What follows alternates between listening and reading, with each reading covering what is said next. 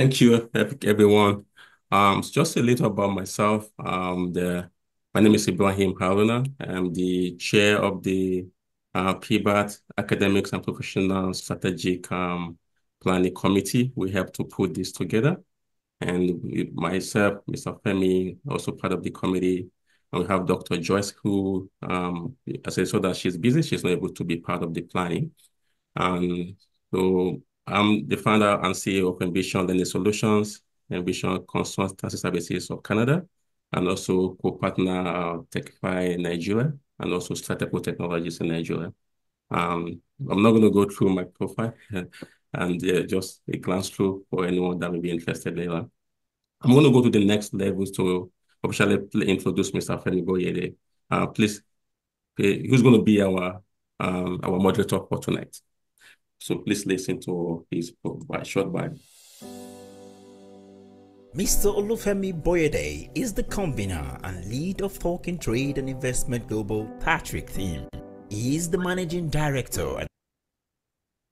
Sorry, folks, I just want to increase the volume. And CEO of Koinonia Ventures Limited, Nigeria, and President Koinonia Global Services Incorporated, Canada. He is a certified international trade professional with over 3 decades of experience in the field of international trade and strategy, and Nigeria's go-to authority on international trade and non-oil exports business.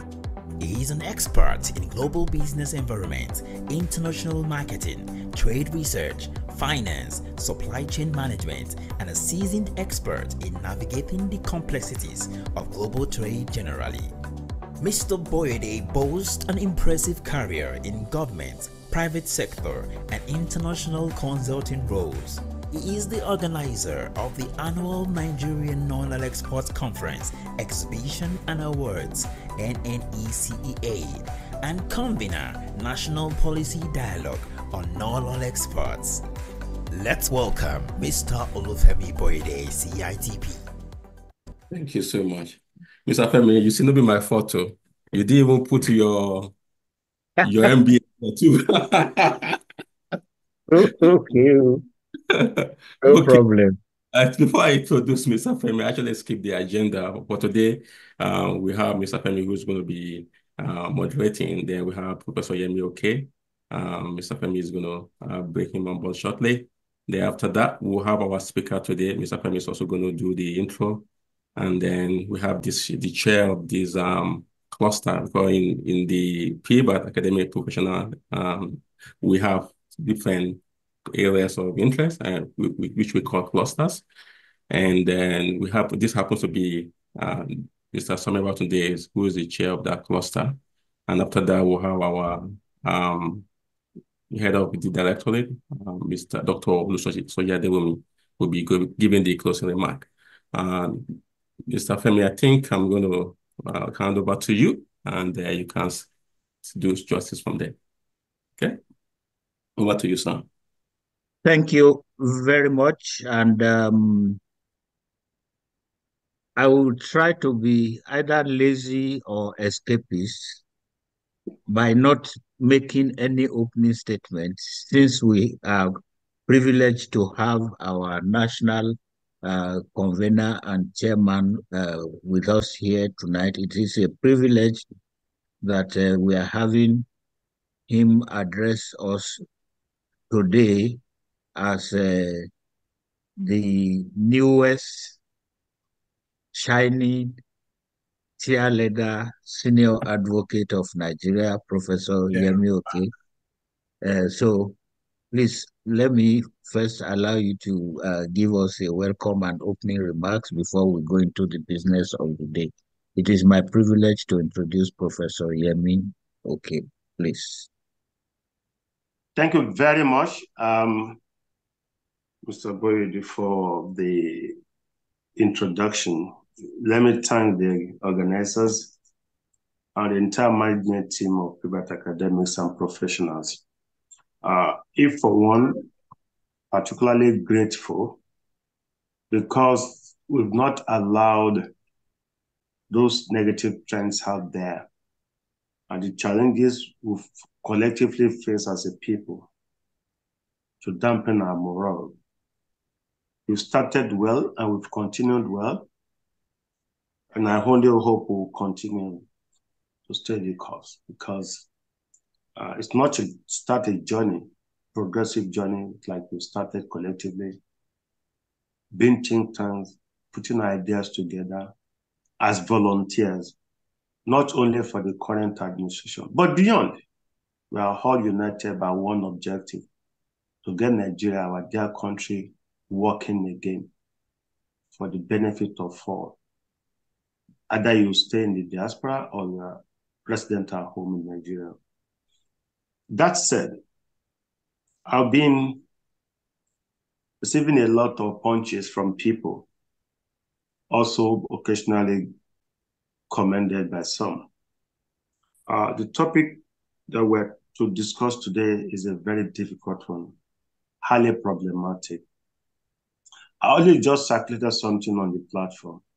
As we speak, young and old, I was intrigued by the comment of my young scholar, one of my LLB students, undergrad, who opted to write on removal of petroleum subsidy.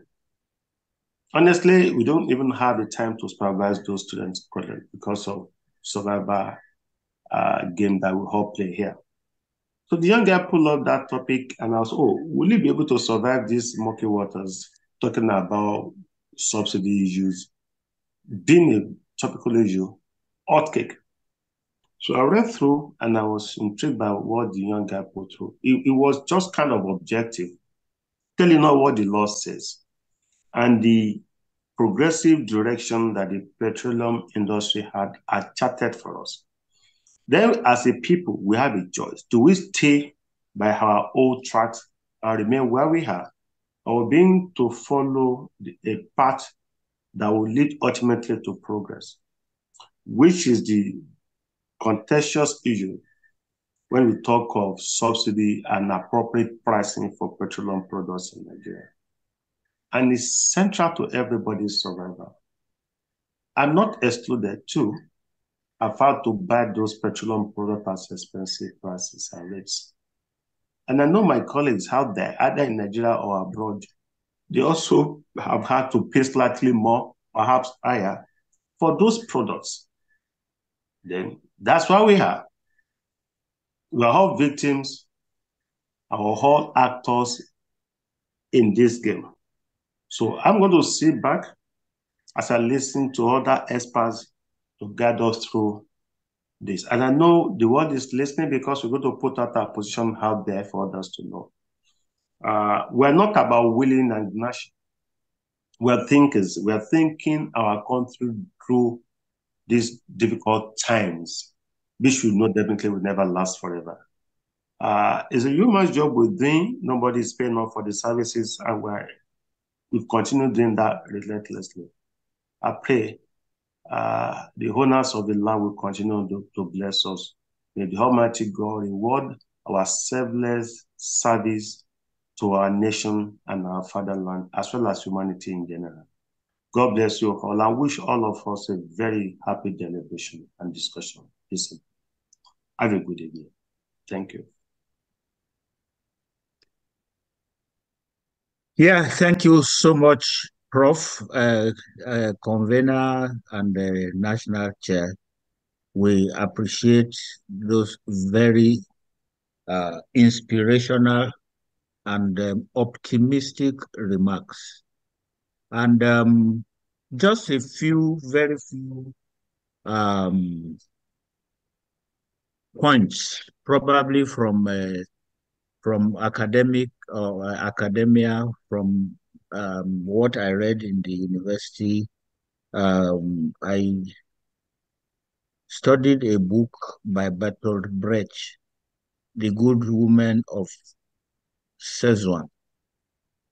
And the predominant question in The Good Women of Szechuan was water, water everywhere, but not a drop to drink.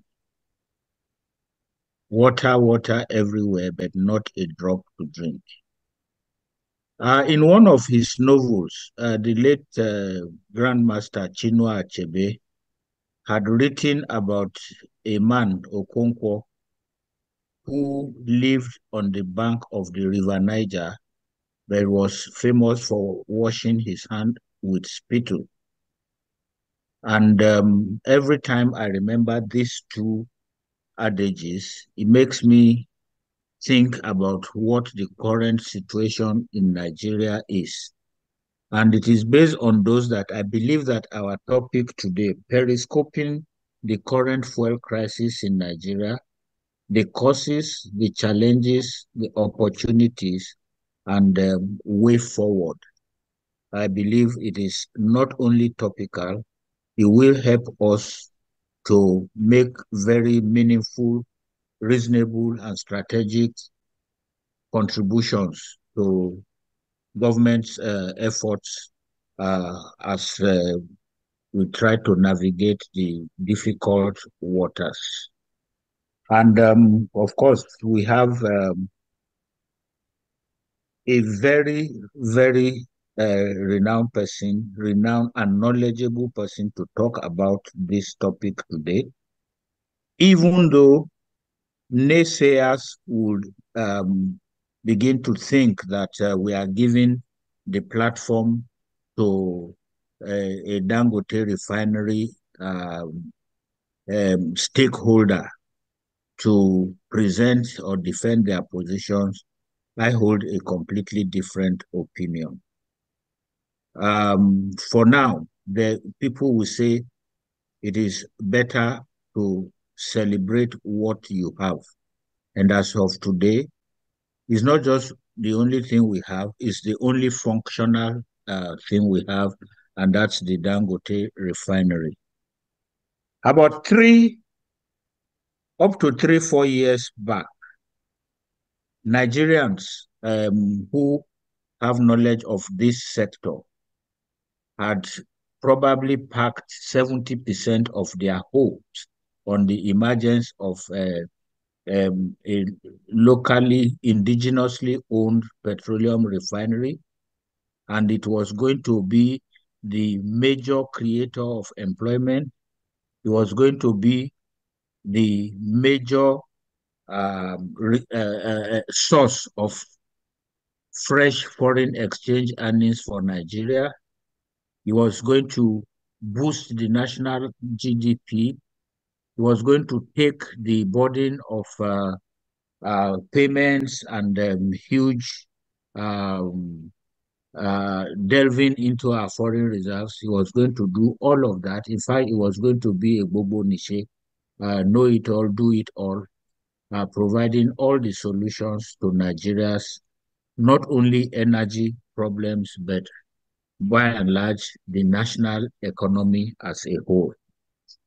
And suddenly, at the launch of this refinery, it now became the more the masses looked, the less they saw.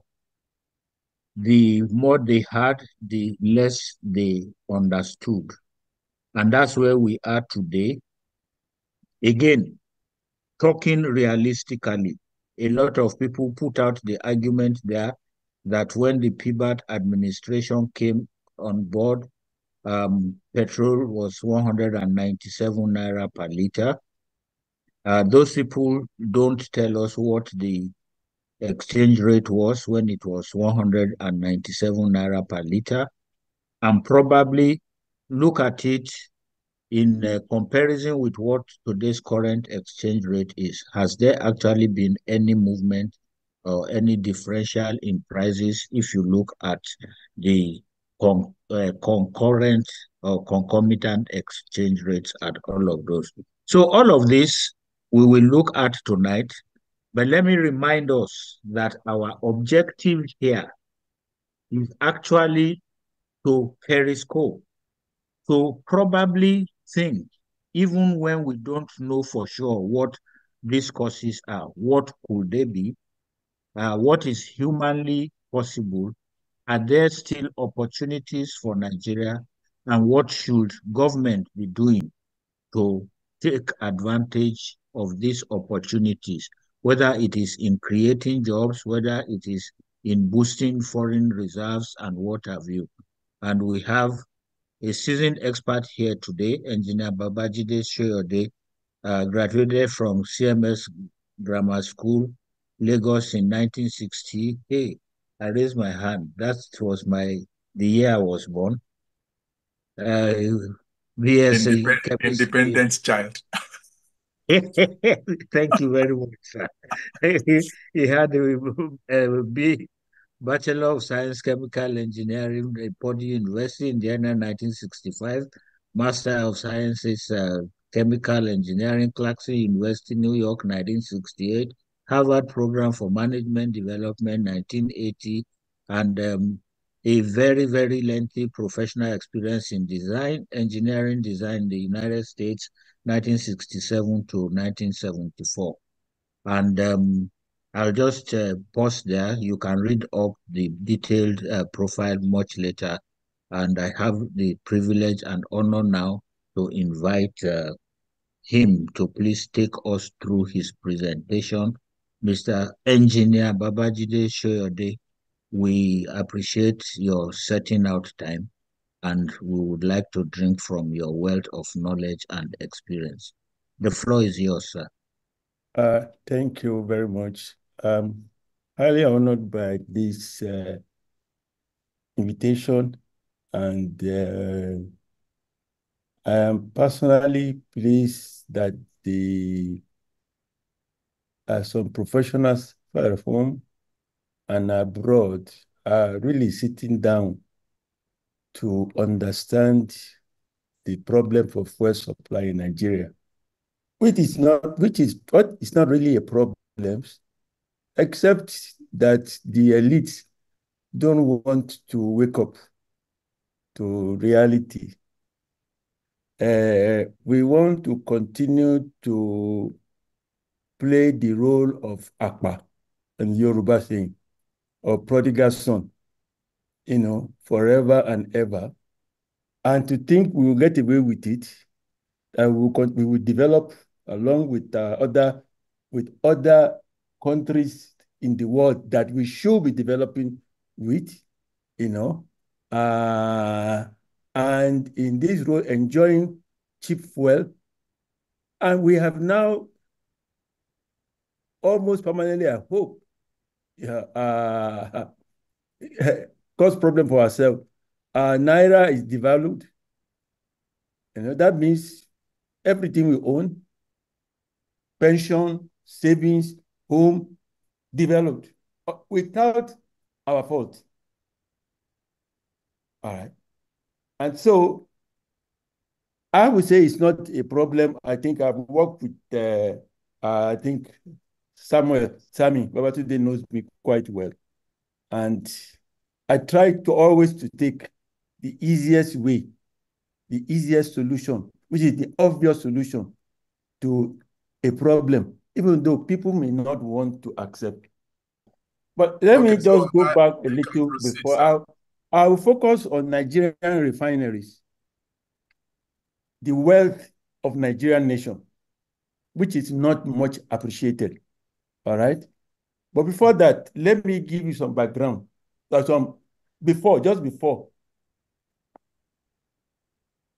independence, Nigeria, the marketers were supplying products, importing products, and were distributing throughout the country without any problem. Then the two of them, BP and Shell, they built Port Harcourt Refinery with the western region of Nigeria being the other investor in the thing. So again, the marketers got into refining business as well as marketing. Somehow they arranged the pricing among them.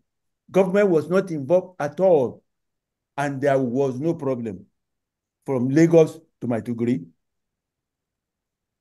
Now, of course, the Civil War came, and after, things became more difficult. But even then, what happened was that the Civil War, there was a lot of fuel shortage, And in 1972, the military government decreed that 2 additional refineries were built, one in Kaduna and one in Warri, although the Warri one was supposed to be in Lagos, but then it ended up in Warri. And instead of the 42,000 barrels a day recommended by consultants, the military government said no, they wanted 100,000 barrels a day each.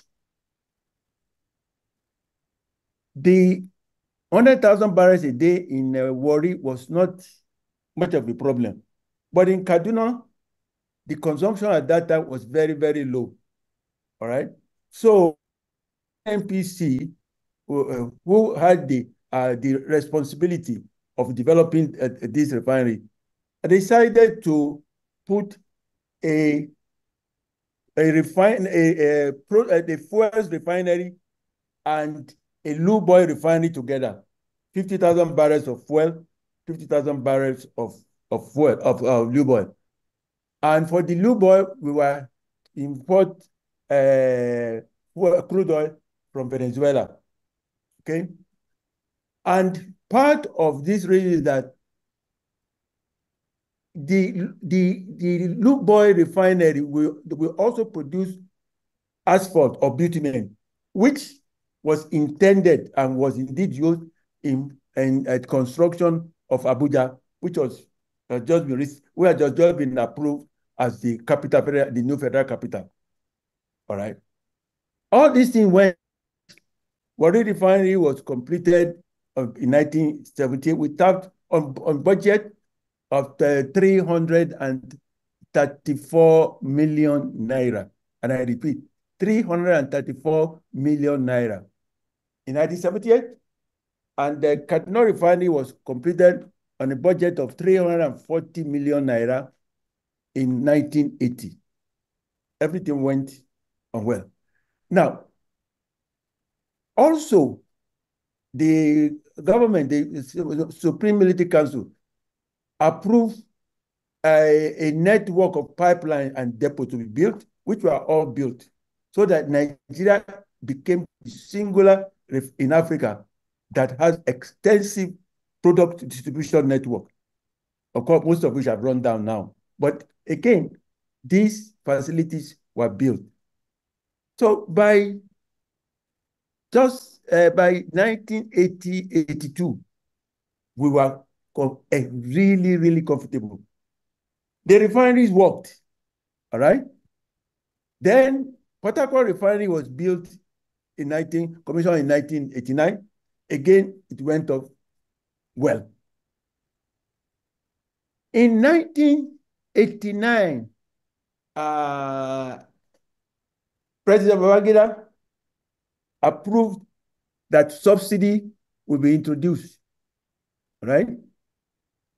This approval, I will repeat, this subsidy was to win the support of the elites to the SAP policy, Social Adjustment Program, that Babangida was introducing. We warned the president at the time that he will regret it, that once you introduce subsidy, you will never be able to remove it. And of course, that came out true, that for 37 years or 36 years, we were still on subsidy.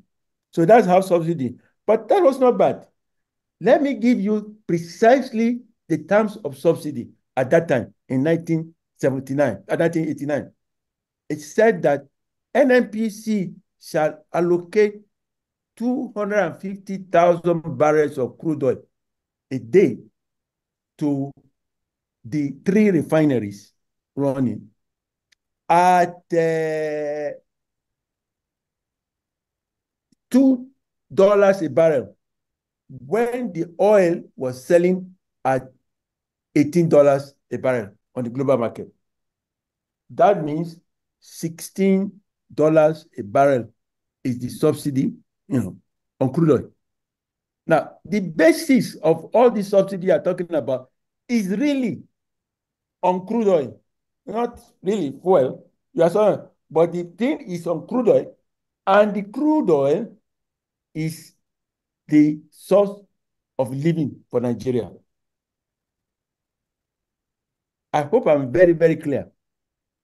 Because this 250, over time, by the time Obasanjo came in, had become to 445,000 barrels a day for mimicking the total capacity, we are calling nameplate capacity of the 3 refinery complexes, Warri, Kaduna, and Port Harcourt.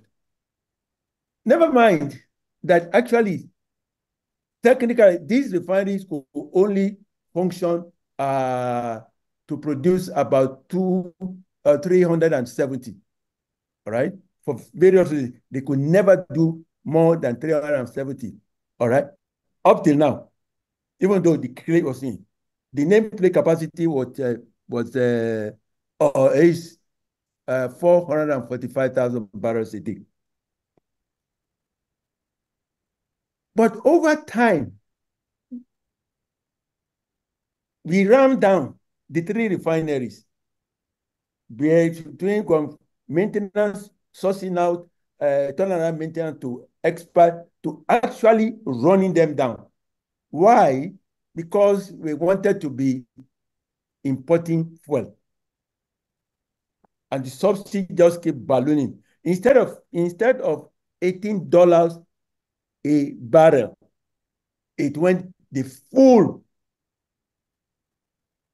price of a barrel. So that, in other words, if a barrel is $100, that would be the subsidy.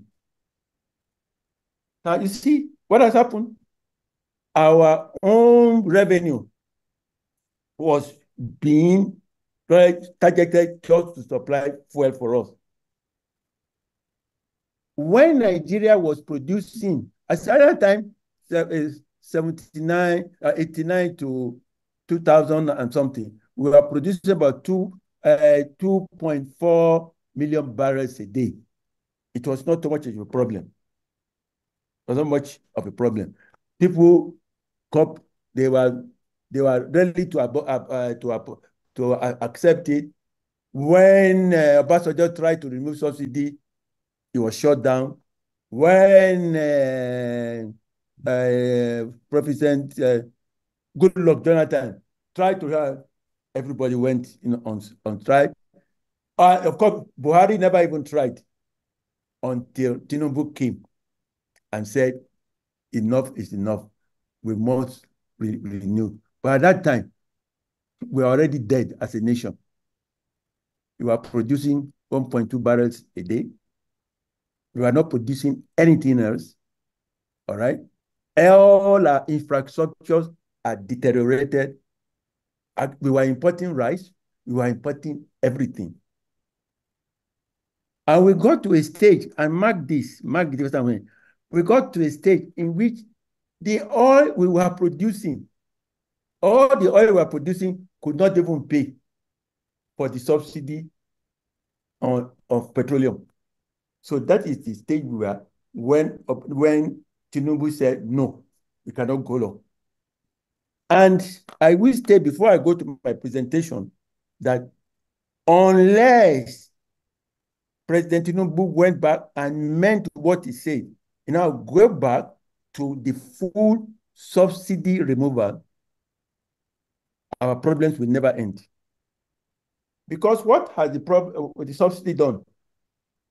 Our price in Nigeria is significantly lower than the prices in all the countries surrounding us.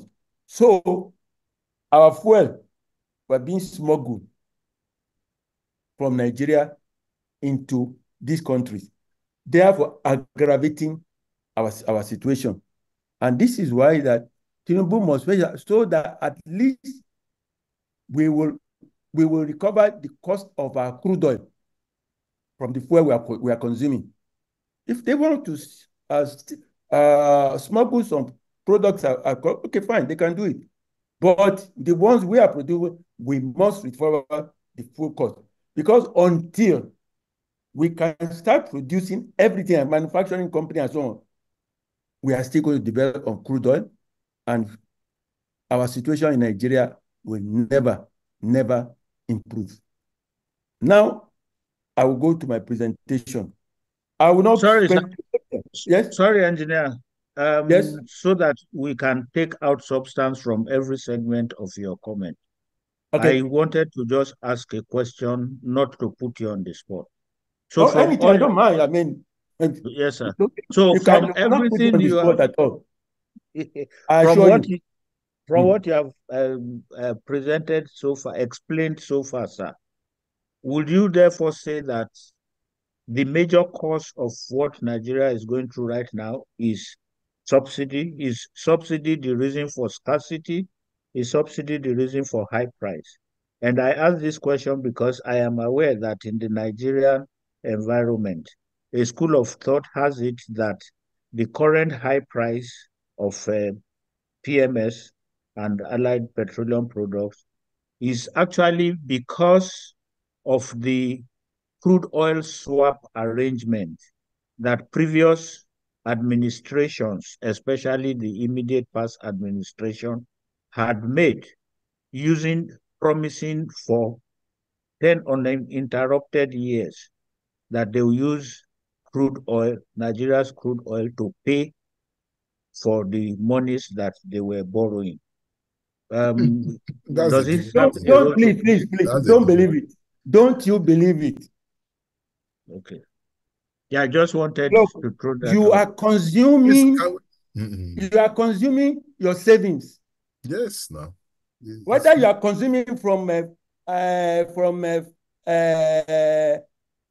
IBTC or GT Bank or what, it doesn't matter. You are consuming your safety. Yes. Subsidy is your savings. Yes, you are consuming it instead of using it for development. Please don't. So the DSDP is a corrupt process of bringing the product in, but the process is still undervalued. That's undervalued in that you are not recovering the cost of the crude oil from it. That is undervaluing. You understand? DSDP is a corruption. It's a den of corruption. All right? But it's not the cause. It's just a way of executing this, of some people enriching themselves. It has nothing to do. Subsidy is just a cost on us. It's a cost, yeah. In which we are spending money as a prodigal son, prodigal nation. We spend our savings, our everything, and we think we will. If you spend your savings as an individual, how are you going to make it in life? You spend your savings on going to party, on chasing women, on buying fancy clothes, on buying things. Where are you going to make it in life? No money for investment, no money for infrastructure, no money for education, no money for health, and so on and so forth. How do you expect to become a giant of Africa, a real giant? How? So please don't believe what they just don't understand. You see, the TSBC, it is fraud. I agree with you. It is fraud.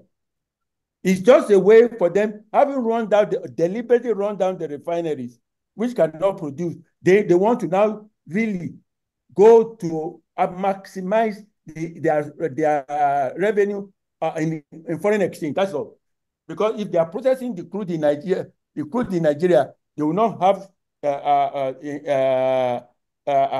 revenue in FX. So they run down the refinery, so they were importing. And to do the import, they will not deceive the government. Oh, we are exchanging crude oil and we are getting the product back. Nobody knows the valuation of the crude oil and what the amount of product you are getting back. Nobody, you don't have any expert in government to do it. But of course, everybody was involved. The presidency, NNPC, this and that, they were all involved. But that, believe me, is not the cause of Our problem is subsidy, pure and simple, in which our crude oil was supposed to be sold at, say, $100.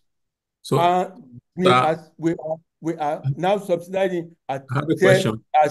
$20 or $30. That is it. So, Mr. Femi, I have a question. As a host, I'm not able to raise my hand. So, Okay, so go ahead.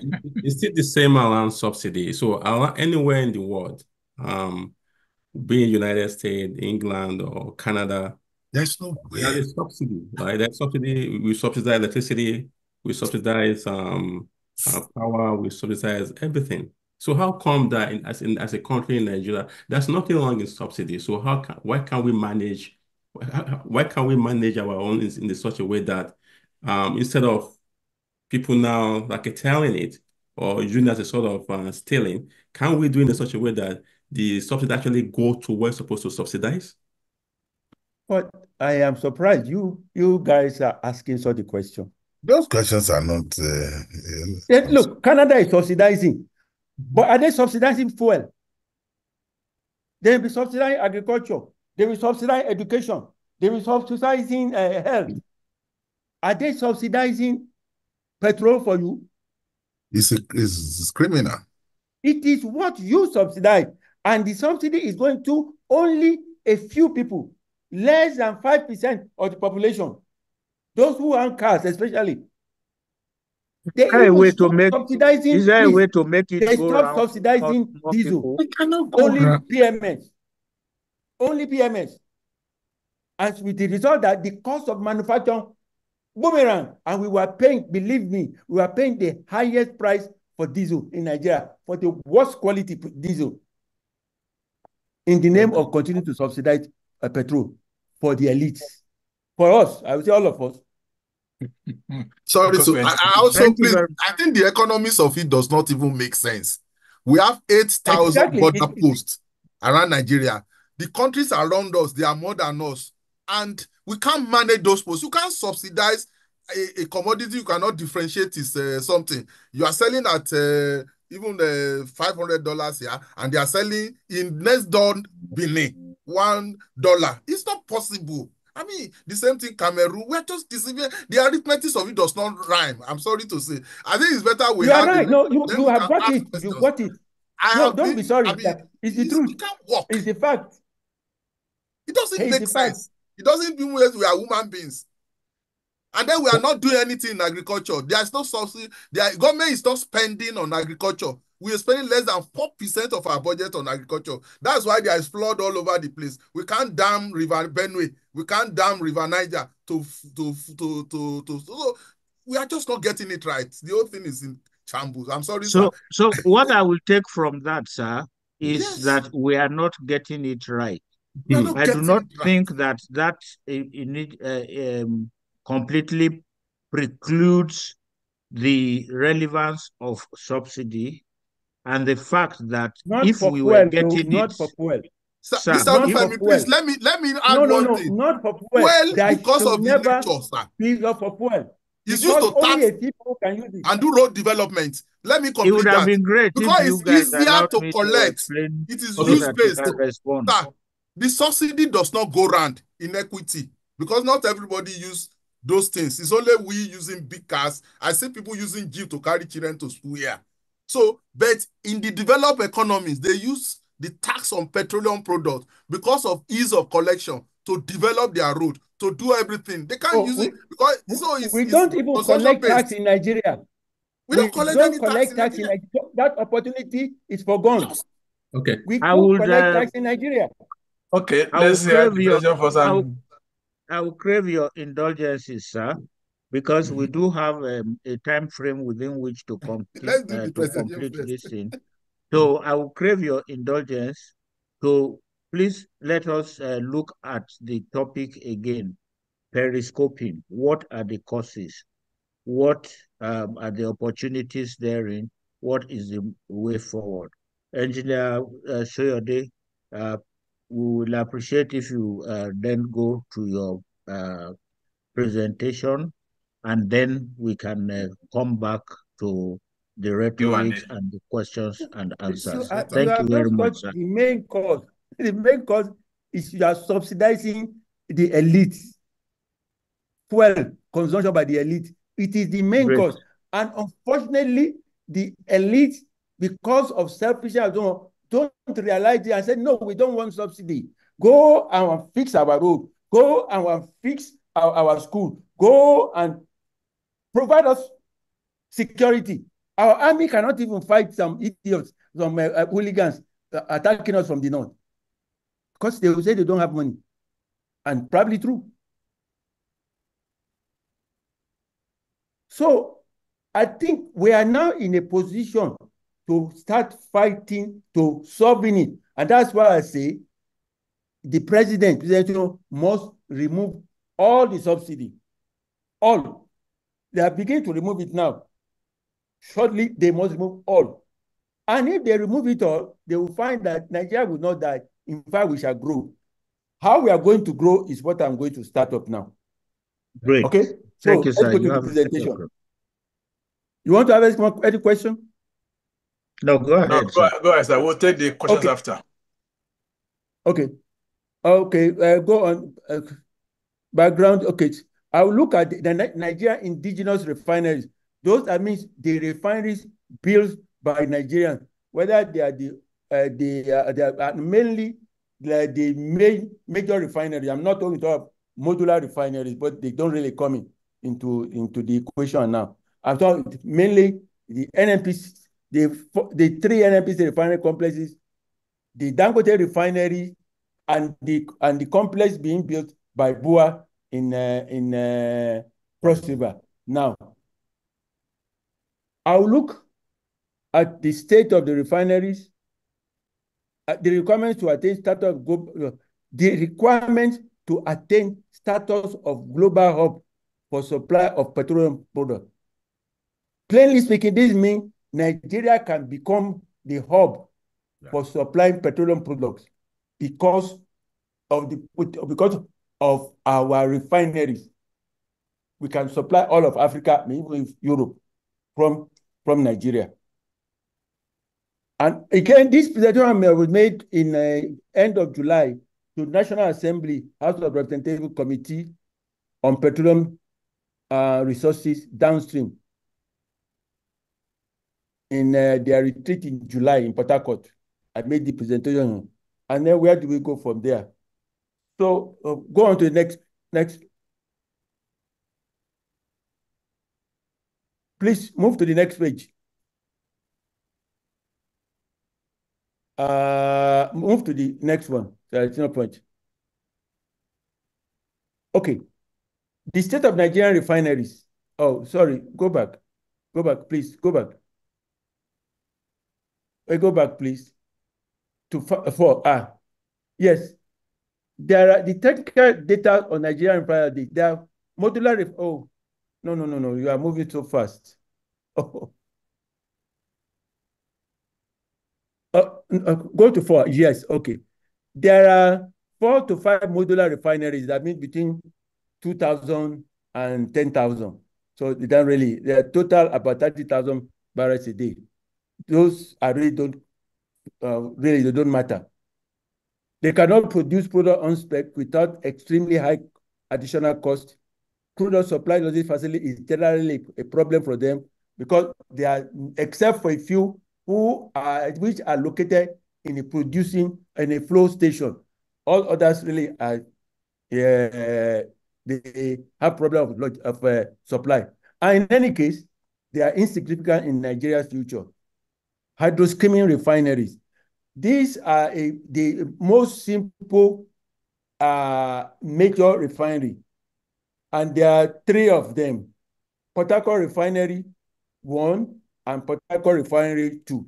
Port Harcourt Refinery 60,000 barrels a day is currently under rehabilitation.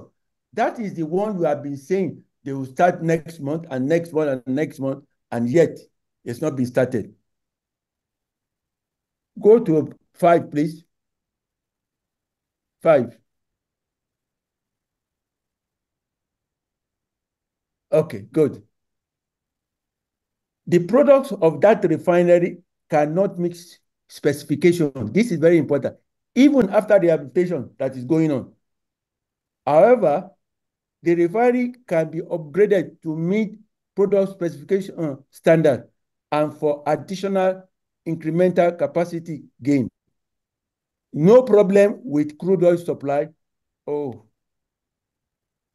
no problem with crude oil supply or product exploitation. Harada Petroleum Refinery, that's the only modular refinery that's capacity is 11,000, but its product cannot meet national specification, can be upgraded at relatively an extremely high capital investment. No problem with crude oil supply and product because it is located in a flow station. Now, simple conversion refineries, that is the Port Harcourt Refinery Complex 2. That was built, it was completed in 1989. Its capacity is 150,000 barrels a day, and it is the next to be rehabilitated in Port Harcourt Refinery, if there is money. Go on. Next page. 6. Okay. Good. If they rehabilitate it the way it is now, its product cannot meet specification standard now or even after the proposed rehabilitation program. But it can be upgraded as it is done universally. I say universally because a refinery that is about 30 to 40 years old can be upgraded to change technology, change the equipment to new ones and so on. And in the process, you can gain an increase in capacity. But instead of upgrading, we chose rehabilitation. All right? Substantial capital injection will be required for upgrade, but not much higher than what the present ongoing rehabilitation will cost. Feedstock supply and product evacuation are adequate. The refinery is in good physical condition. NNPC Kaduna Refinery.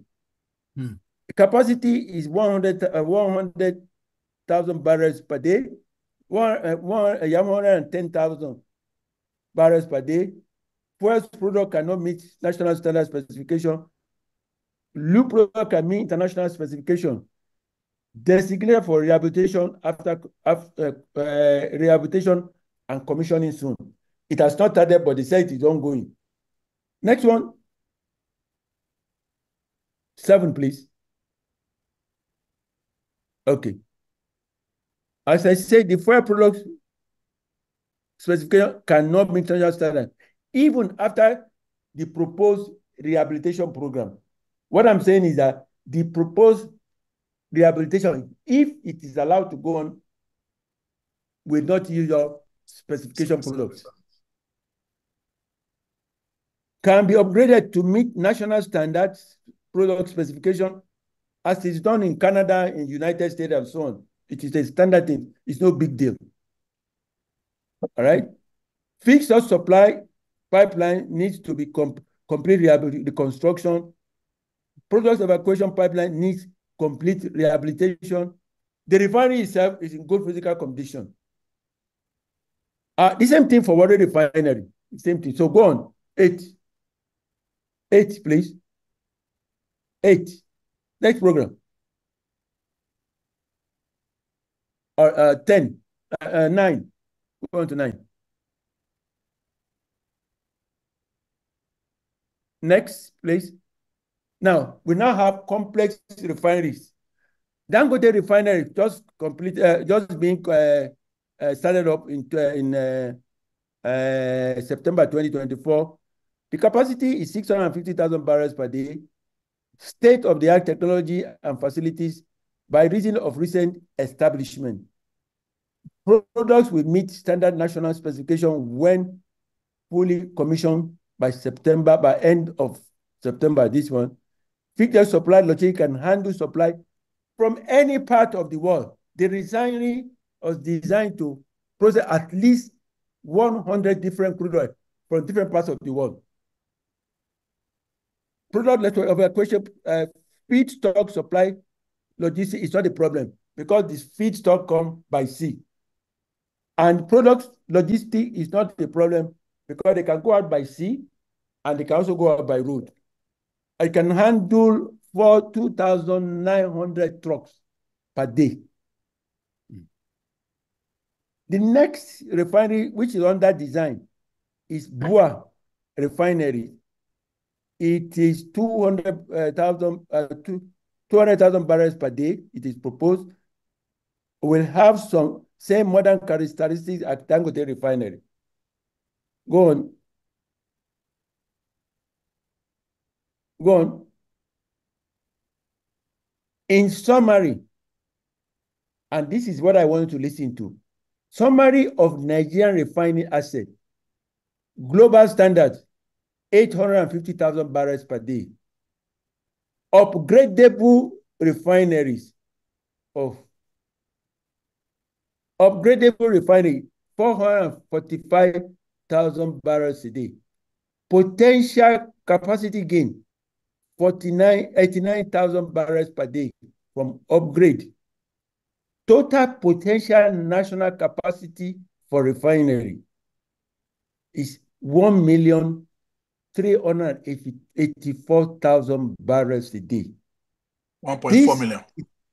1.4. This is what we can have in Nigeria. And most of it already existing. It's not that the old one, namely the NNPC refinery, have to be upgraded. With that, we can meet all our domestic consumption for the next 25 years. All right? We can export to West Africa, North Africa, all our neighboring countries. We can even export to Europe as we are doing now. But Dangote Refinery is exporting some product to Europe. So this is the situation we want to be. This is the solution we want to be. But the product will be sold at market price. There shall be no subsidy. Go on.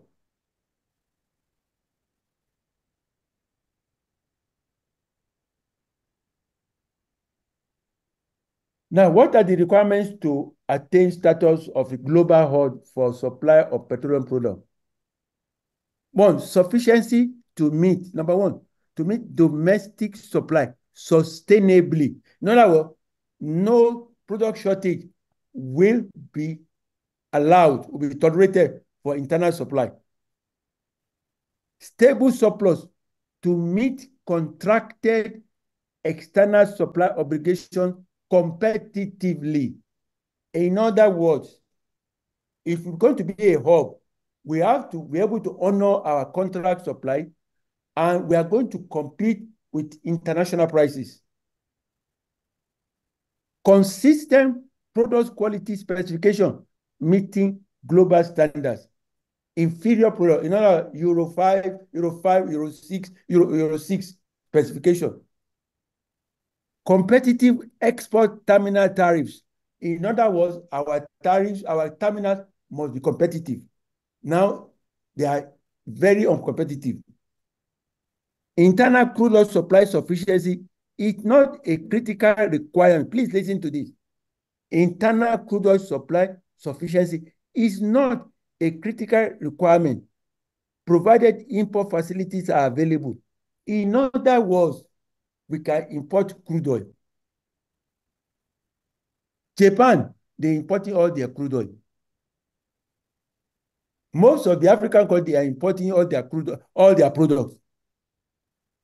South Korea, they are importing the crude oil, the process. So it is not in India. Jamnagar Refinery, the biggest in the world, about 1.34 million barrels a day, is buying crude oil on the spot market. So importing products, crude oil is not a crisis. It is not a thing. Dangote Refinery can import. It's designed to import at least 50% of its crude oil. It is not a problem at all. But we need security of coastal waters. And now our coastal waters must be secure. 4. Okay, this one section was addressed to the National Assembly House of Representatives Committee on Petroleum Resources downstream. Now, I was asking them, will they own this vision? Will they own this potential solution? To me, probably the only solution. The vision of Nigeria as a global hub for competitive petroleum product supply. We can achieve it. We are almost achieving it. The response to this proposal is crucial to answering the question of where we go from here, which I'm going to discuss now. You need to digest the information on national assets, both current and in the immediate future. You need to know what has been holding up resolution of bottlenecks in the way of products. You need to learn to sift substance from rhetoric.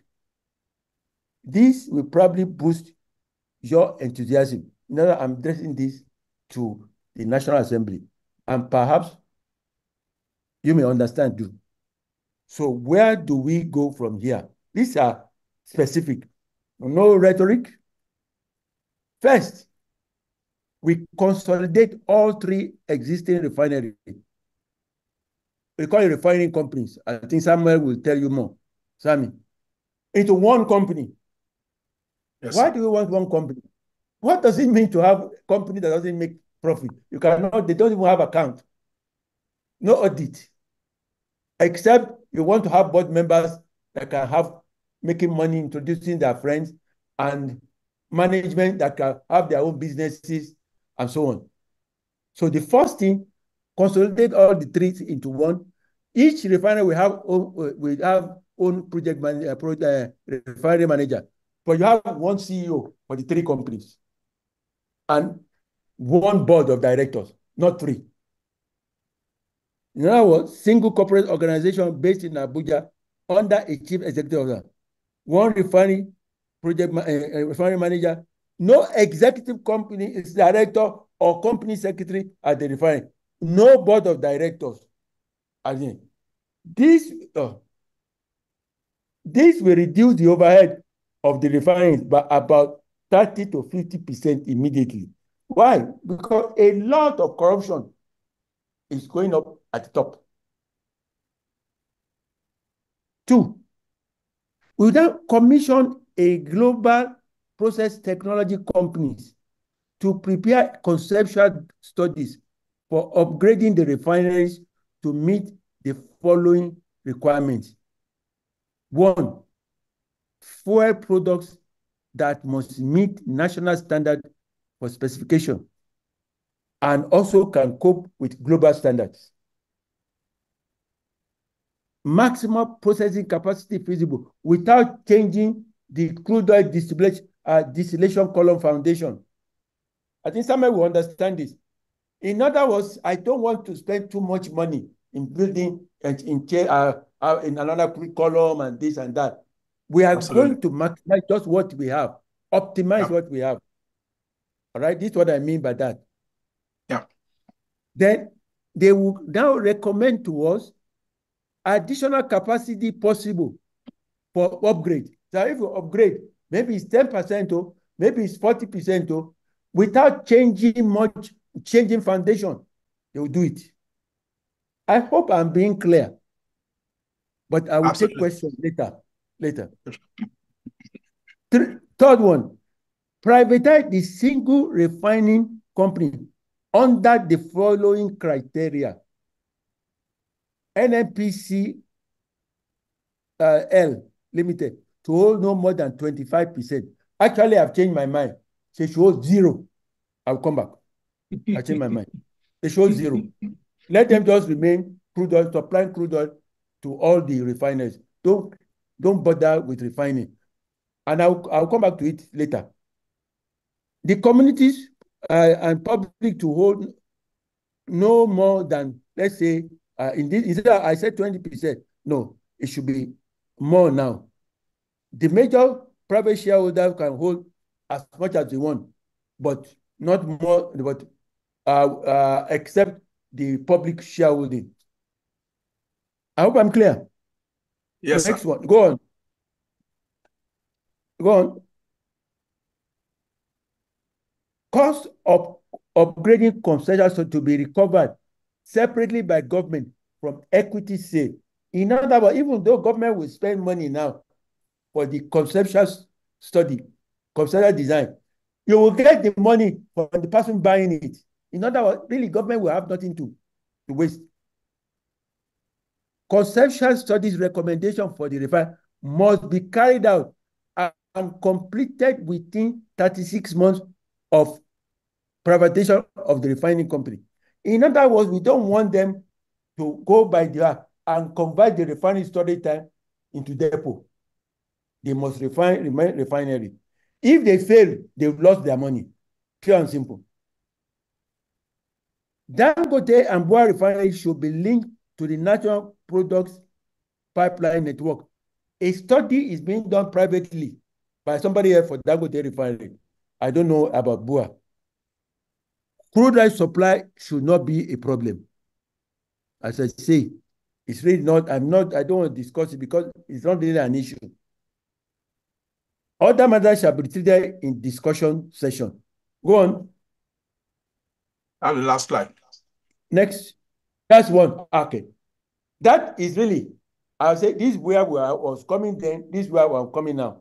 Because when we discuss this, we can see that our problems can be solved. Provided,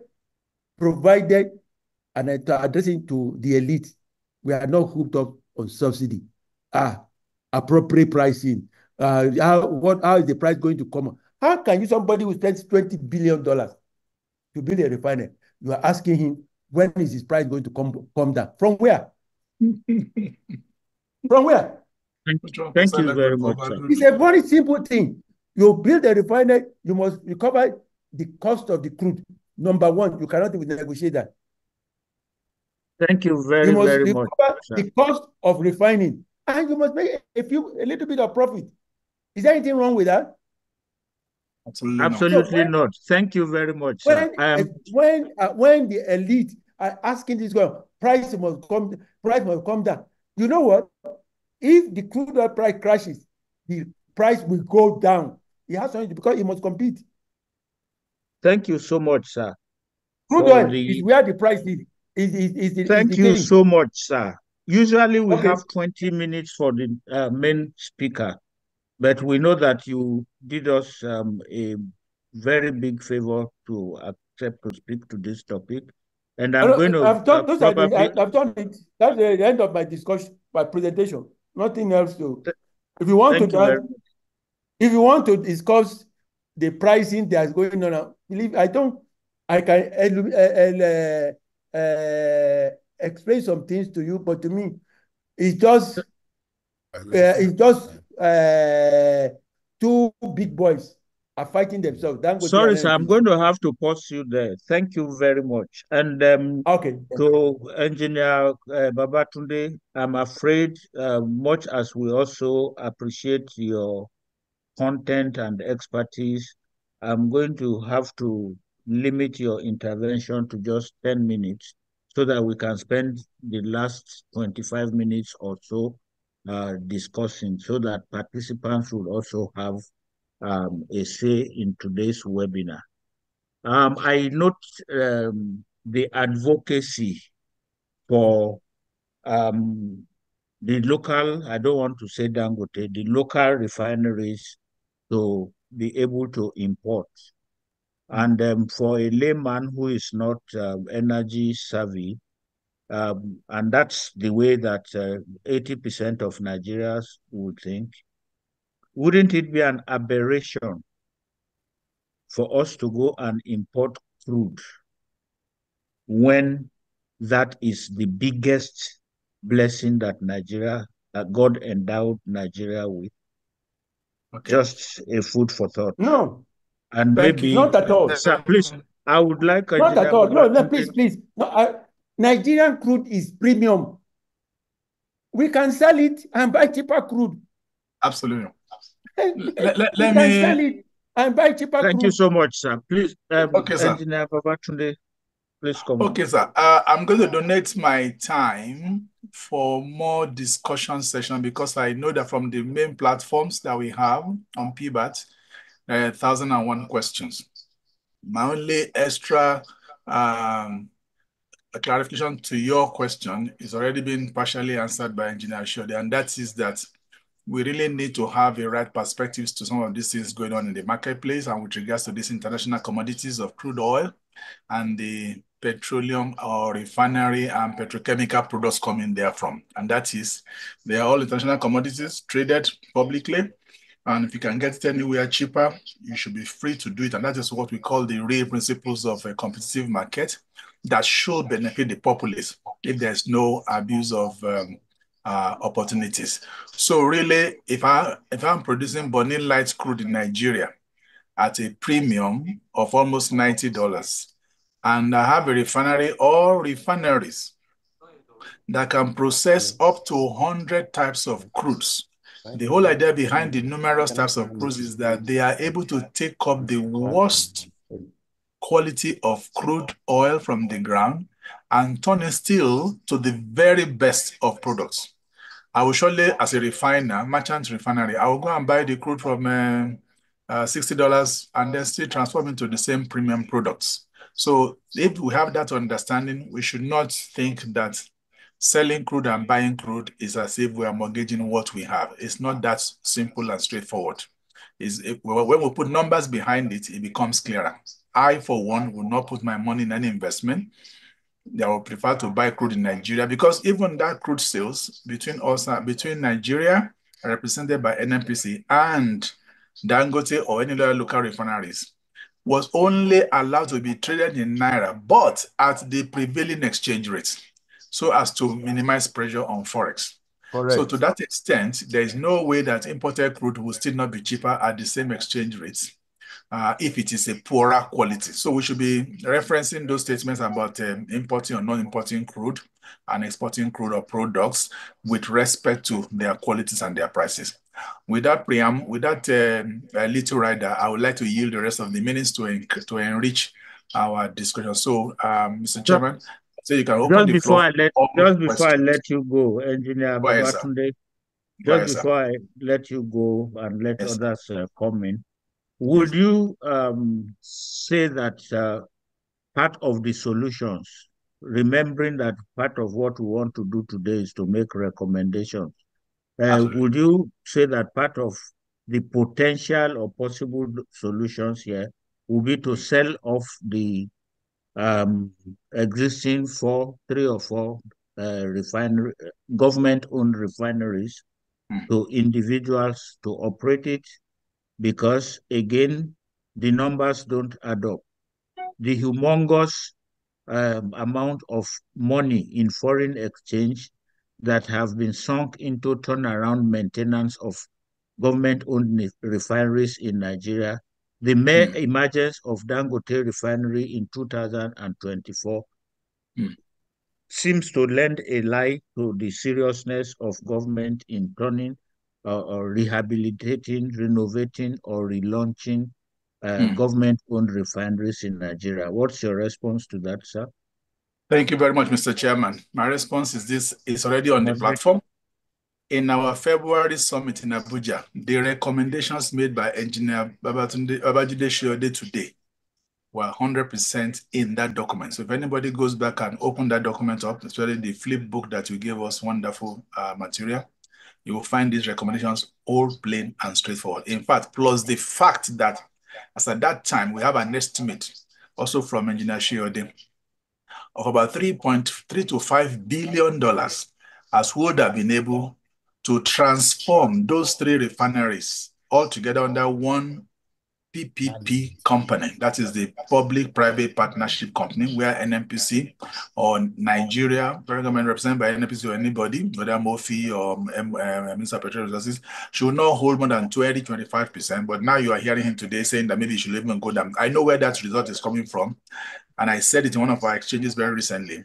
When you allow diverse orders of interest of federal government in power at any point in time to politicize and weaponize NNPC into what we are getting today, then we should not be surprised about why refineries are not running. So talking about why the refineries are not running or why they should now go into private hands or what happens to all the revenue over time, we have said it silently in many exchanges, but because they are not being well tracked or tracked for coordination like we are doing tonight, I've said it repeatedly that turnaround maintenance or rehabilitation projects by successive governments have been politicized, weaponized, and just exploited, not to the knowledge of. I mean, I was head of one of the refineries when they told us and gave us a marching order that we must rehabilitate and get what Engineer Shode just said tonight within 36 months. And I told my colleagues up front, I don't have any more time to waste. I'm running towards my retirement right now. I know that this is for the umpteenth time of just giving us marching orders. I say I will not be interested. Cut long story short, I took a trip out on holidays. Before I came back, my MD, GMD then, Engineer Austin Oniwo, was almost searching for me to almost want to sack me to say, they've put us on countdown from 36 months. I came back to the office in the following month of the holidays, and we're already month 2 down, that we should be ready to account for all our activities. We rolled all the boys into one common room, which Engineer Shode would know because he was the first refinery manager and GM of Warri Refinery at that time. We rolled all of us into that conference room in there, almost having sleepless nights, ruminating all documents to say we must meet a particular target in the first 12 months, bring the refinery back to where they should be. Then the remaining 24 months, we get that upgrade that he's talking about now done. At the exactly 6 months' time of this countdown, we forwarded our first set of purchase orders approval to Abuja, which is why he's saying that you must remove all these boards, all these whatever, they're just cog in the wheel of progress. So passing that to Abuja alone for approval took quite some time. And end of the day, what did we get? Sorry, before I say what you got, this same my GMD came to all of us and showed us papers of how much 1.5, 1.65, and 1.2 or so for the 3 refineries, billion US dollars allocated, and he told all of us cash is sitting and waiting. We are to spend and get this place up and running.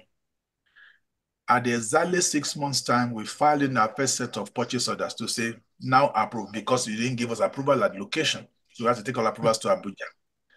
Then the story filtered down. They are sorry, that money that they showed us has suddenly disappeared. Now, money disappearing on this platform will no longer be new, because all of you have seen and have heard about how snakes, termites, fire, mention any insects, taking money in our system.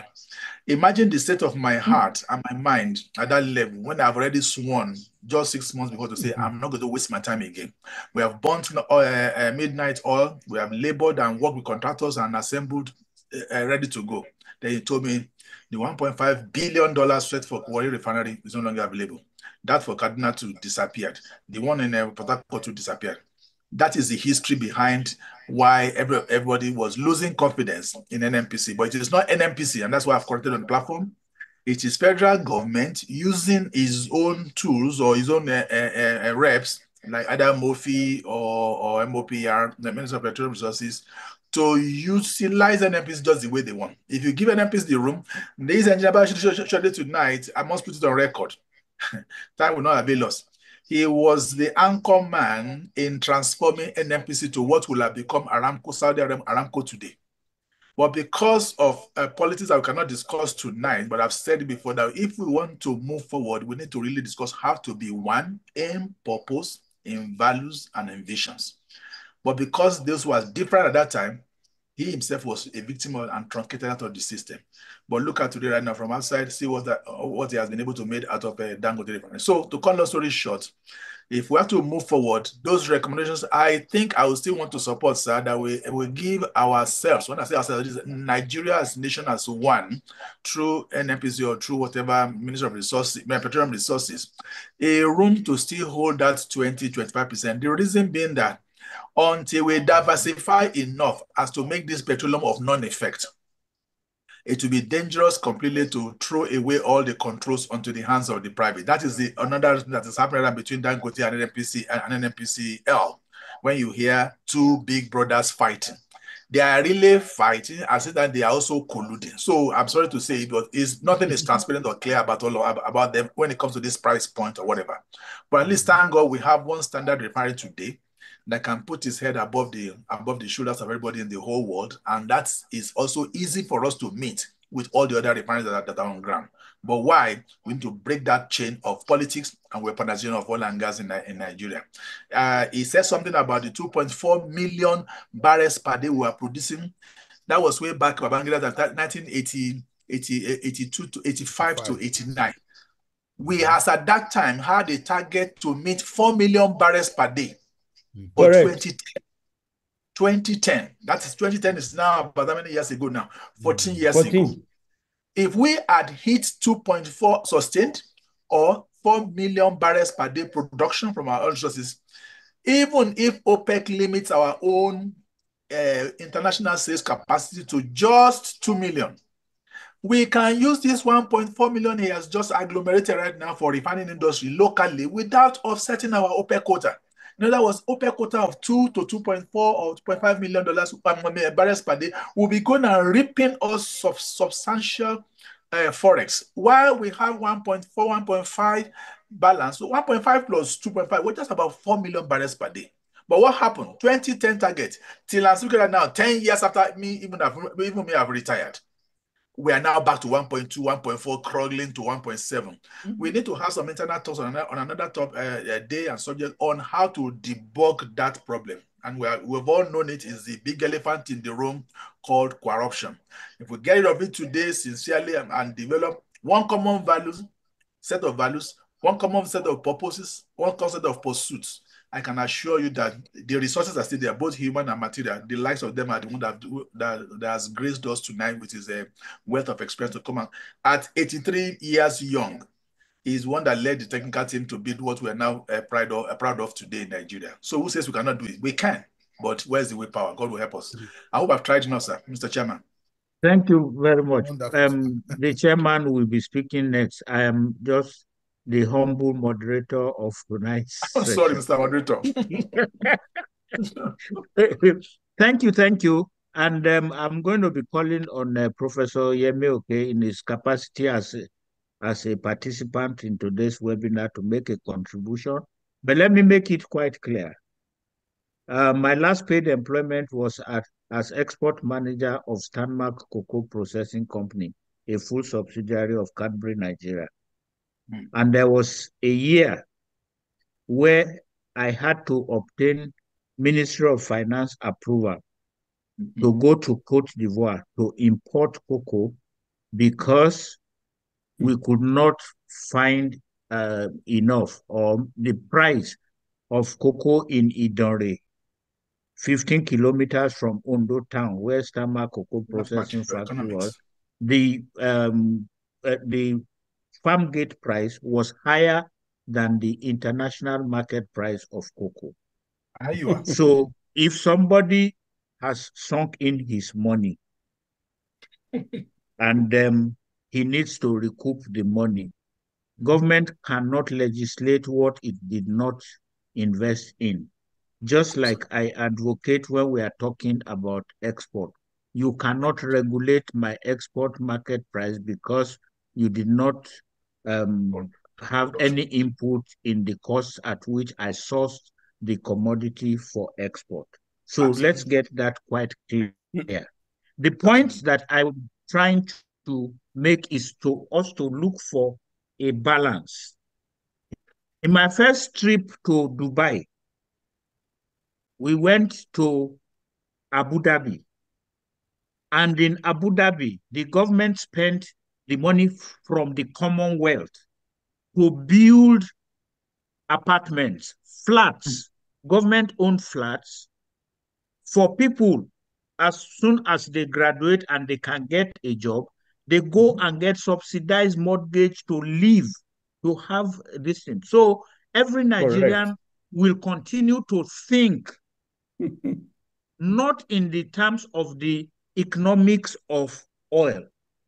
Every Nigerian will continue to think that Nigeria has oil flowing under its soil.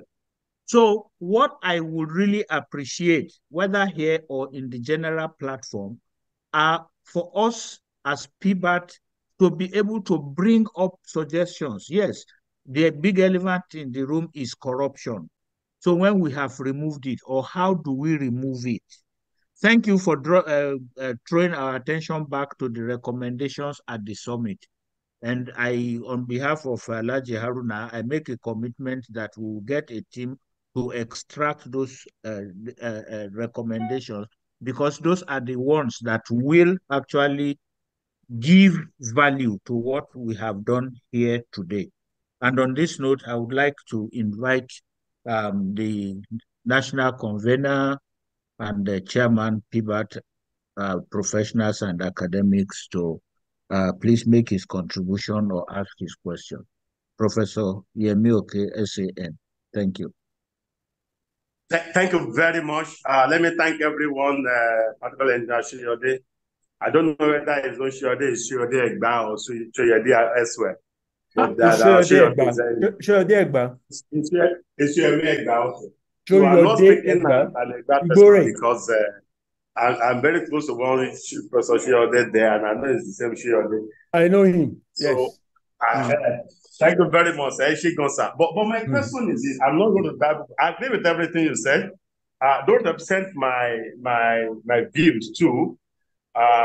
Free market economy, particularly in the petroleum sector, should get us out of the challenges we are in, and that's the same thing. That's the same point the moderator amplified in his short intervention now. If I spend X amount of money on an investment, I'm not going to fight with you to if you want it to go moribund. That's one. Two, I see now the game has started in the sense that NNPCL is now a regulated entity, and as much as Dangote is also a regulated entity. So I guess they can start their little competition here and there. Let's see whether that will aggregate in positive development for the generality of Nigeria and Nigerians. But my real question is this, because I've been tasked with this question several times. With these forward sales and take-or-pay clauses we have in our transaction and commitment, if in the unlikely event that Dangote is unable to source crude from Nigeria, are there viable and equally sustainable alternatives so that no shock is introduced in the supply chain that will disrupt the flow? And average Nigeria will be willing to pay slightly more for a petroleum product if it's available, readily available, as against paying for days without having one. So even the same thing for the electricity sector. If you give me light, if I can't consume 24 hours, I can do 4 hours, but the 4 hours must be guaranteed, and I mustn't be paying for darkness. The same thing for crude or petroleum product.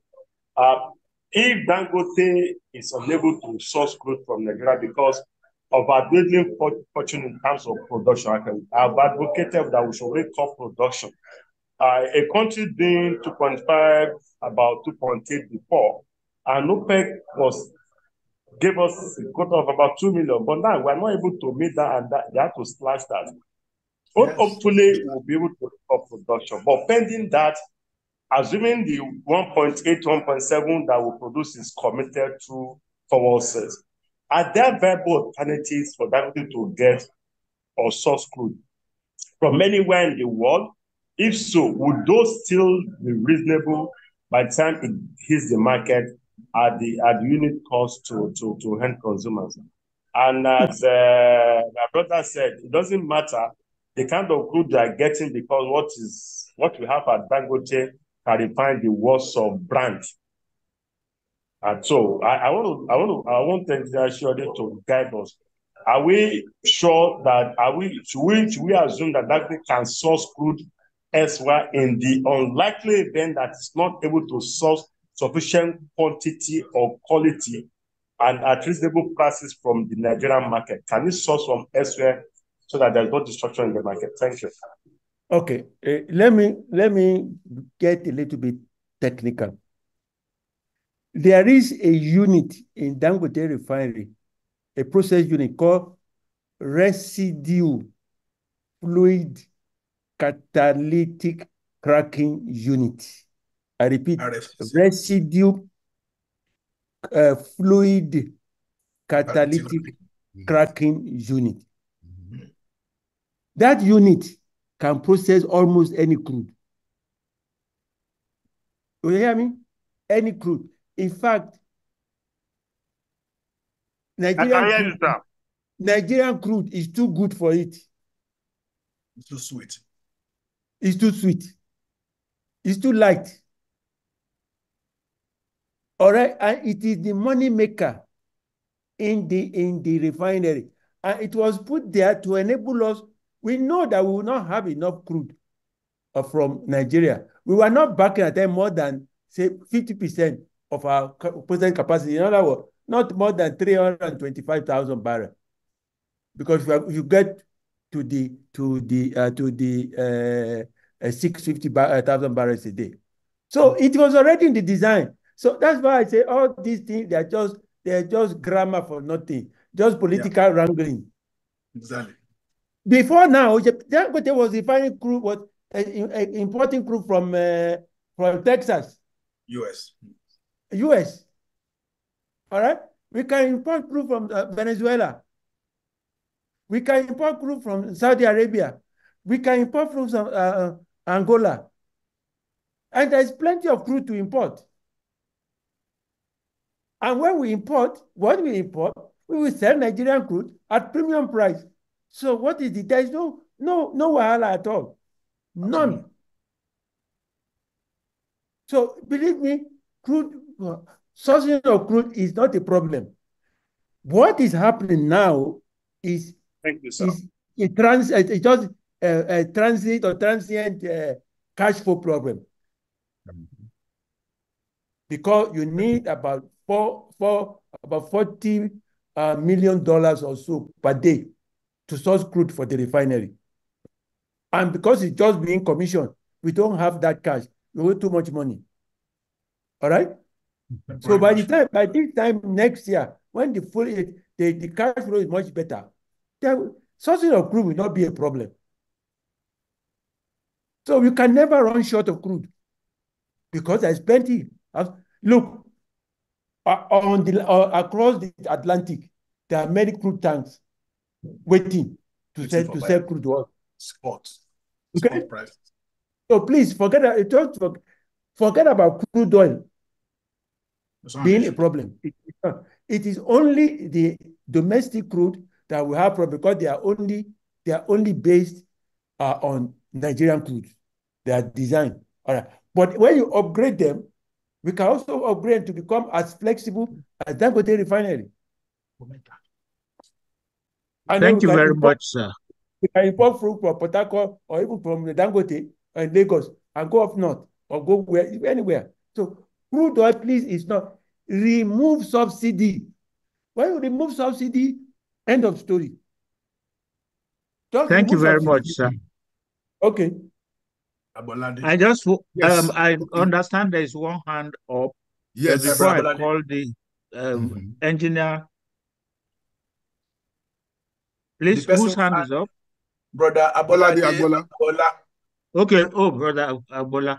Sorry, before I call you, I just wanted either of Engineer Soyode or Engineer Babatunde to give us in 2 minutes what are the economic opportunities in this sector right now, especially since we have 2 local refineries and potentially with the government announcing its intention to continue to ameliorate the business environment to attract foreign direct investment.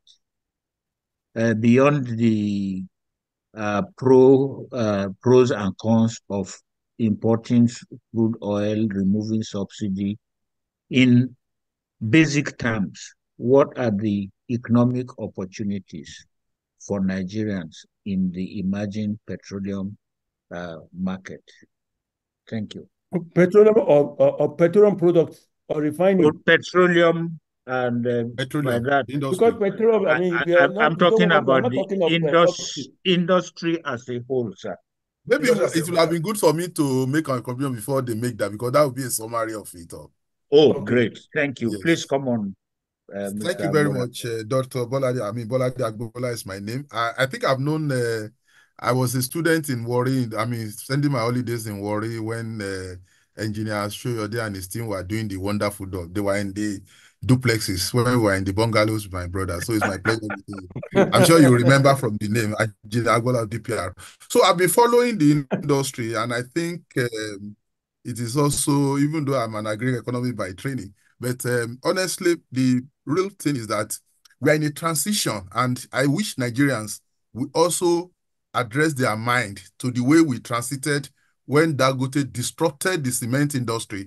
I was in the banking industry, and I saw for almost 30 years, our production capacity of cement was 12 million metric tons. And of course, our demand was 20.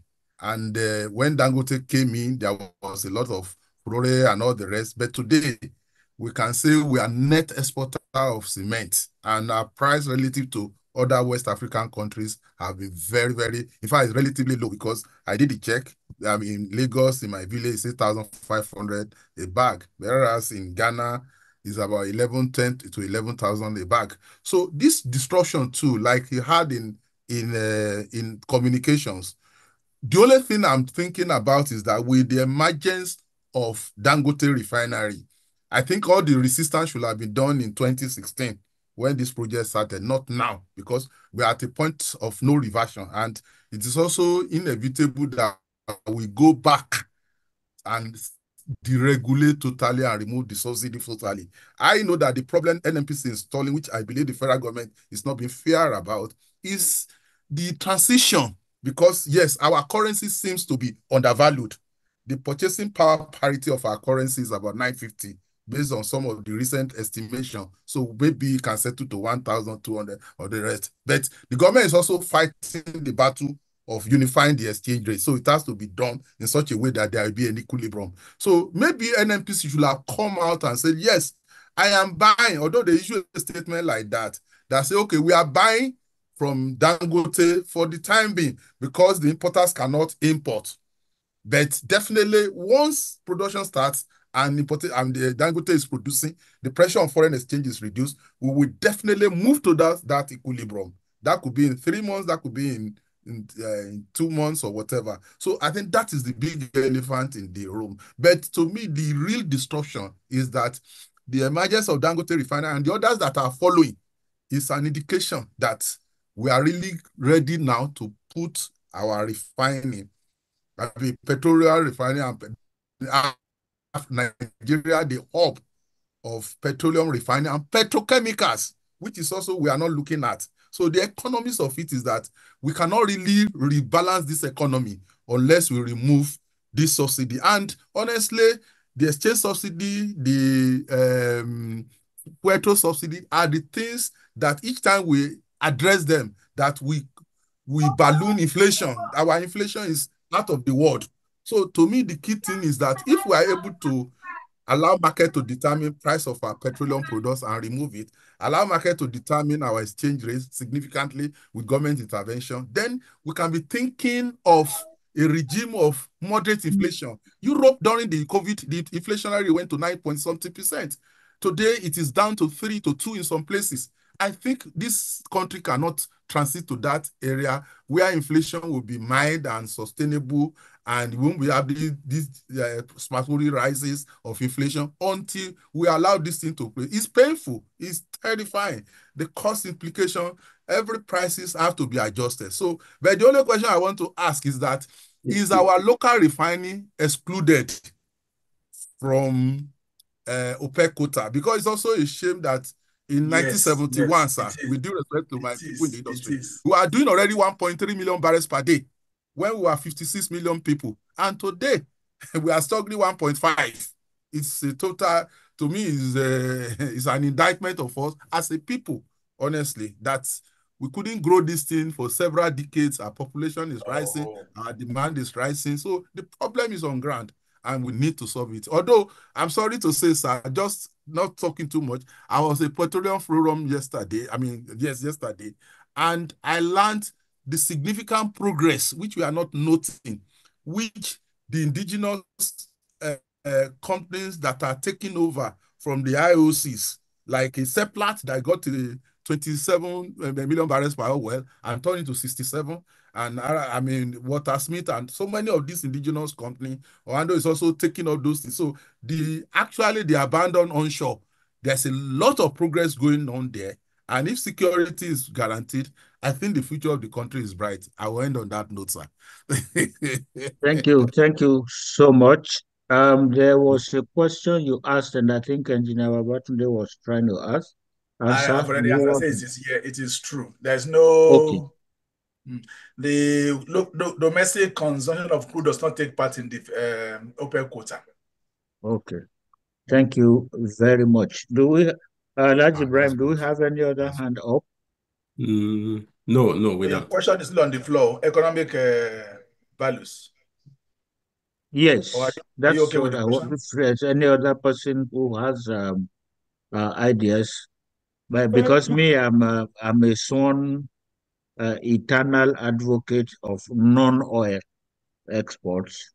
Absolutely. So I am actually welcoming Dangote Industries into the non-oil export sector because of its refined petroleum products, which are no longer oil. You are quite right. You are quite right. You are right. Yes, sir. In the consultancy that I did for Shell Petroleum Development Corporation in 2004, hopefully, with due modesty, that gave birth to the activities of Indorama, where you now have our resins, which are supposed to be byproducts of petroleum exploration, being now converted and processed into plastic industry. Part of the very trivial suggestions we made that time was, instead of importing plastic boots and rubber caskets that you wear there, and then the raincoats and all of those things, use the raw material that you generate to do that. And when you do that, we don't longer consider that as crude oil. They are now non-oil export products. And I want to believe, with the huge earning capacity in the international market, and the fact that this Dangote can sell PMS and diesel and every other thing in Naira because it is to Nigerian consumers. But if it is selling to even nearby Benin Republic, it's going to earn foreign exchange, and it's going to remove the pressure that is currently on the Naira. And that's where I was actually looking at the potential huge opportunities in the local refineries, Dangote and what have you. And a lot has been said tonight anyway about the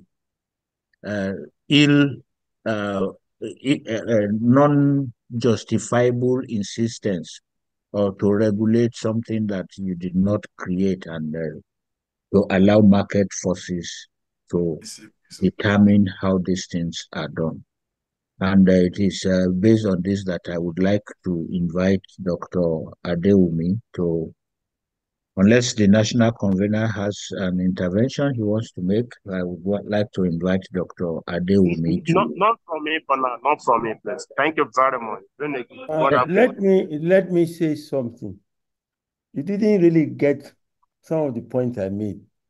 The last point you made about non-oil products, if you upgrade the NNPC domestic refineries, they can meet all the internal requirements. Dangote will be available to offer all 650,000 barrels product export.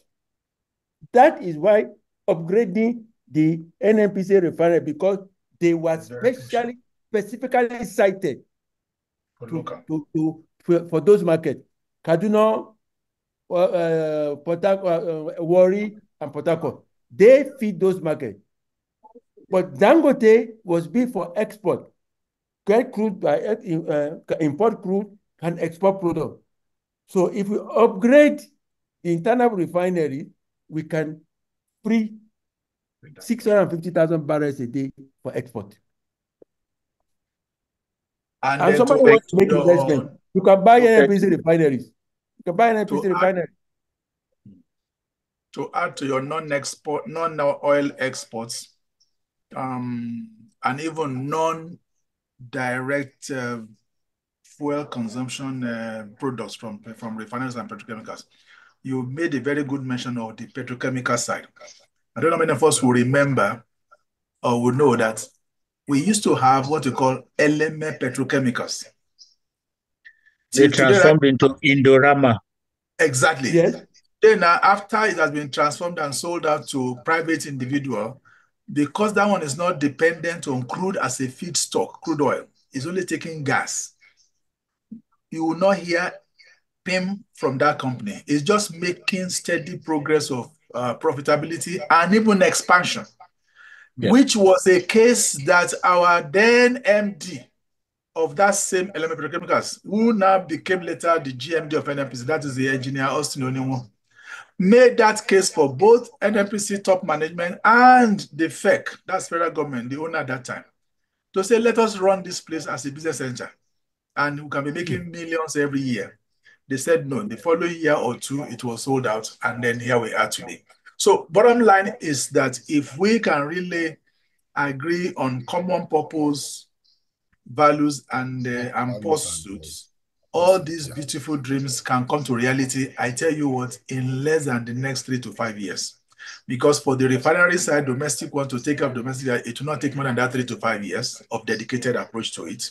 For the other smaller refineries who are going to be coming up, so talking about economic opportunities for you to invest in, these are the areas we should be looking to right now.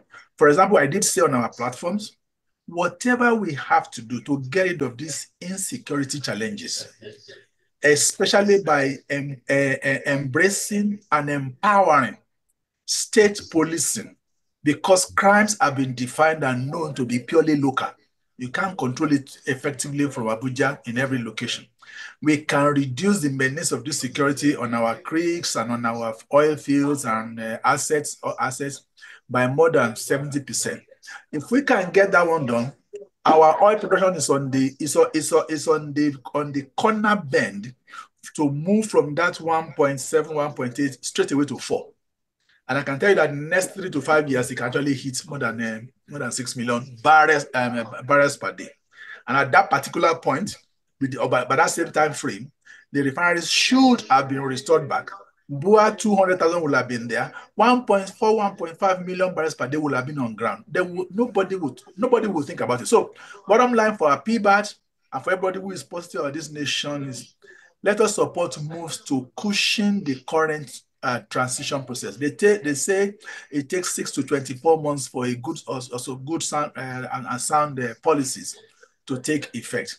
I dare to say that it is very feasible if we manage this interface very well and not allow hijackers who have different agendas of wanting to just continue to be importing products or be enjoying something that does not reach the ground. So whatever we have to do to get that security out of the way and allow industry investors to go into the crude and gas production and meet up our 4 million barrels per day and even more gas out, then we can also do, and then also by the side, as a side product, we'll get all our farmers, both mini at home, medium, and large investors, to actually activate our farms, and then food security will become resolved. And then to now have next to that security, power system is already on by the state electricity, and people are now finding ways of getting around their electricity. For this petrol issue for now, honestly speaking, I think our current government is on the right track.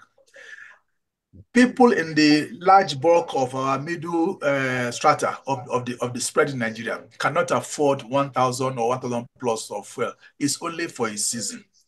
if we can intensify the rapid multiplication of commercial and official transportation medium to go on to gas, CNG, and we can rapidly mobilize gas availability to them as well, we're going to reduce pressures in those areas. And at the same time, when agri takes up doing more work, when one or two other industry aspects like the steel, that is also having some works ongoing, when they take up, we are going to lessen the pressure on Forex. And once that pressure comes down, it's been said and it's been repeated, these petroleum prices have not changed significantly. It's a lean margin business. So the same around 50 to 70 cents of dollars per liter of petrol, which if you multiply by 140 or 200 to 1, you will get just about $140, $140 per liter. But if you multiply by 1,600 of today, you will be getting this about almost 900 to 1,000. So there is no, but then I will be pleading with our seniors in linking with PBAT. We have to manage the expectations very well. We just gave those guys a promissory note of 30 moving on to 70,000 naira per month. What do you call it? Minimum wage. And no, in fact, I'm told it's not yet been fully implemented, and we're now slamming them with oil price change from is it 600 before to now say we're going to 1,000. We need to manage that expression very well, but I'm sure we can transit this 1 year to 2 years, and we should all witness good results. The adage saying that whatever goes up in Nigeria does not come down must be defeated by this government, because prices of petroleum products and oil refinery and petrochemical products always swing. Go to your Reuters, go to international platforms and check price. They are always swinging with the way crude oil price or the feedstock prices are swinging. Those of us who are abroad can attest to that one. So it should not be a crime for it to make happen in Nigeria. But the unity of purpose, of visions and pursuits is a major challenge. Thank you very much, Mr. Chair, Mr. Moderator. Thank you. Thank you so much, sir. And on that note, I think it's a proper and appropriate time to bring in Dr. Adeumi, Head of Directorates, to give his closing remarks. And thank every participant for your patience thus far. And yes, Dr. Adeumi, you have the floor. All right. So, like I said the challenges before us are significant, but there is hope for sustainable progress. So let us take the knowledge that we have gained today and turn it into tangible actions that will benefit not only the energy sector, but also the overall economy of Nigeria. So thank you all for your engagement and commitment to addressing these critical issues. Together, we can pave the way forward and towards a more stable and prosperous energy future. So do all have a wonderful evening, everyone. Thank you very much.